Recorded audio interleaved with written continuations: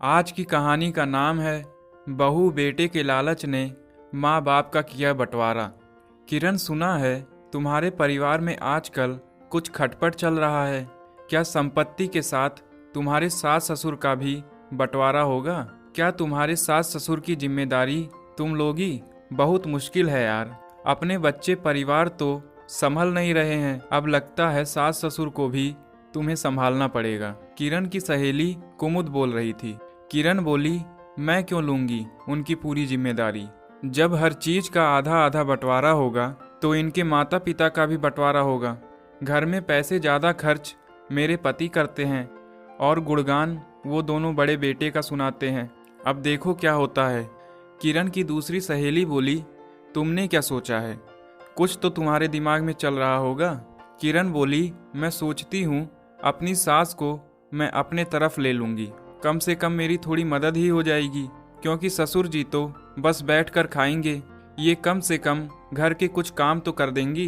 किरण के परिवार में जमीन जायदाद को लेकर खींचातानी चल रही थी। इन सभी मुश्किलों के कारण किरण के ससुर भानु प्रताप जी ने संपत्ति का बंटवारा करने का फैसला लिया। फिर ये मुद्दा उठा कि माता पिता किसके साथ रहेंगे। किरण की सास कमला जी बोली, कैसे दिन आ गए।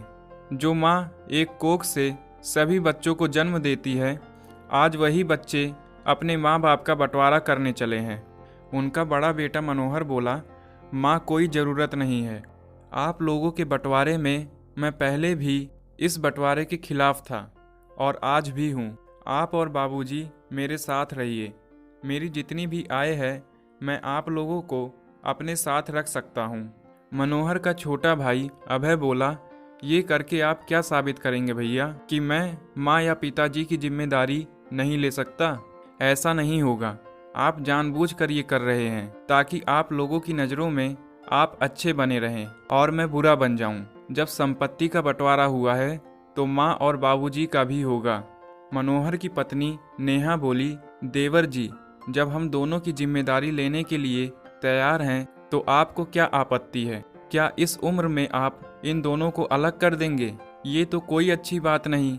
सोचिए, कल को हमारे बच्चे हमारे साथ अगर ऐसा करेंगे तो कैसा महसूस होगा। किरण बोली, हम अपने बच्चों के साथ भेदभाव नहीं करते हैं, जैसा कि इन लोगों ने किया है।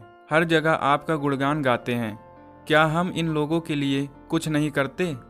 नेहा बोली, तुम्हें ऐसा क्यों लगता है कि मम्मी जी या पापा जी तुम्हें स्नेह नहीं करते? वो हम दोनों को बराबर मान देते हैं, पर तुम्हारी नज़रें वो देख ही नहीं पाती है। बहस चलती रही। किरण बोली, मम्मी जी हमारे तरफ रहेंगी। अगर इच्छा होगी तो 6 महीने बाद भाभी के पास जा सकती हैं, मुझे कोई आपत्ति नहीं होगी। किरण के मन की बात उसके मुंह से निकल ही गई। किरण की सास अपने पति से बोली, जीवन के आखिरी पड़ाव में क्या मैं आपसे इस तरह अलग हो जाऊंगी? वो बोले, कमला, मनोहर की स्थिति इतनी भी मजबूत नहीं कि हम सबका भार उठा सके। तुम चिंता क्यों करती हो? मैंने घर का बंटवारा अभी नहीं किया। हम दोनों एक ही घर में हैं।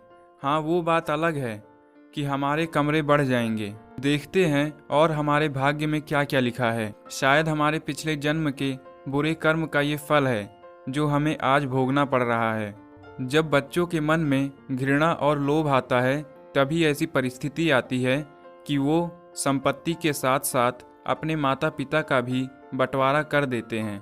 मानो वह माँ बाप नहीं, कोई सामान हो जिसे आधा आधा उन्होंने अपनी मर्जी से बांट लिया। समय धीरे धीरे व्यतीत होने लगा। किरण अपने स्वभाव के अनुसार पहले धीरे धीरे मोटे मोटे काम को अपनी सास को करने को कहती थी। किरण ना तो अच्छा खाना बनाती थी और ना अपनी सास से अच्छे से बात करती थी। जब भी कमला जी नेहा की तरफ जाना चाहती, किरण किसी न किसी बहाने उन्हें जाने से रोक लेती थी। कुछ दिनों बाद किरण की माँ उसके घर आई। एक रोज अपनी माँ के साथ बैठकर वो चाय पी रही थी, तभी वहाँ टेबल पर कुछ गिर गया। किरण अपनी सास से बोली, मम्मी जी, रसोई से कपड़ा लाकर इसे थोड़ा साफ कर देंगी? ये सब कुछ किरण के ससुर दूसरी तरफ से देख रहे थे। उनकी आंखों में आंसू थे। तभी नेहा जाकर अपने साड़ी के पल्लू से उस गंदगी को साफ की और बोली, बस अब और नहीं। एक माँ के सामने तुम दूसरी माँ का अपमान कर रही हो। क्या तुम्हें ये शोभा देता है? तुम ये समझ रही हो कि तुम्हारे बच्चे भी ये सब देख रहे हैं? कल को वो भी तुम्हारे साथ ऐसा ही व्यवहार करेंगे। किरण की माँ बोली, नेहा, जब संपत्ति और घर का बंटवारा हो गया है तो तुम इस घर के मामलों में क्यों दखल देती हो? नेहा बोली, आंटी जी, आप किरण की माँ हो तो मेरी भी माँ जैसी हुई। आपसे ऐसी बातें सुनने को मिलेगा ये उम्मीद नहीं थी। जब बच्चे गलत काम करते हैं तो हर उम्र में माँ उन्हें कान पकड़कर याद दिलाती है कि तुम गलत कर रहे हो। किरण की माँ बोली, मैं क्या बोल सकती हूँ? आप ना बोलकर इसकी गलतियों में भी इसका साथ दे रही हैं। जैसे आपने अपनी बेटी को पाल पोस कर बड़ा किया, मम्मी जी ने भी अपने दोनों बेटों को पाल पोस कर बड़ा किया है।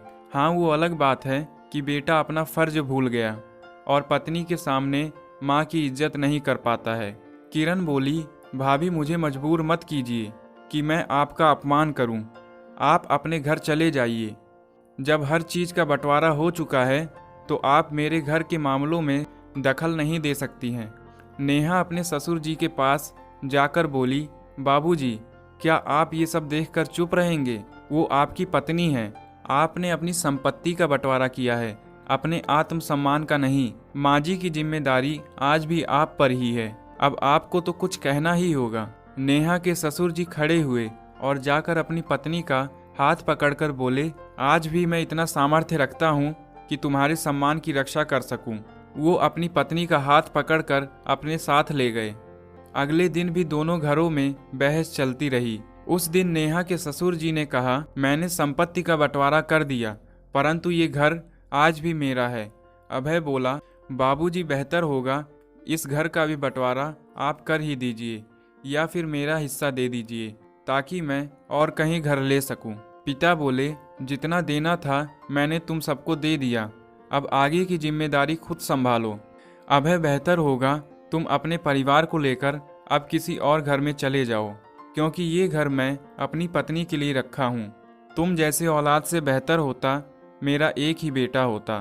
तुम अपनी पत्नी और सास का सम्मान कर सकते हो पर अपनी माँ का सम्मान संभाल भी नहीं सके, तो तुम्हें इस घर में रहने का अब कोई अधिकार नहीं है। आखिरकार अभय को वो घर छोड़कर जाना ही पड़ा।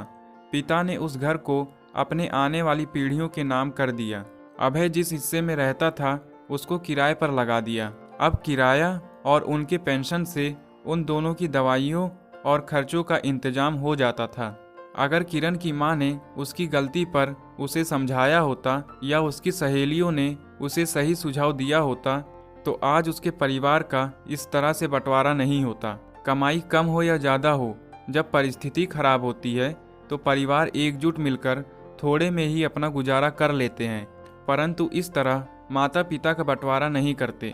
दोस्तों, माता पिता जहाँ 4 बच्चों को जन्म देते हैं, बच्चों के प्रेम में जब वो बंटवारा नहीं करते तो बच्चे बड़े होकर आखिर क्यों माँ बाप से अपने लिए ज़्यादा चाहत रखते हैं? आगे वो अपने माता पिता का ही बंटवारा कर देते हैं। ये सोच आखिर कब बदलेगी?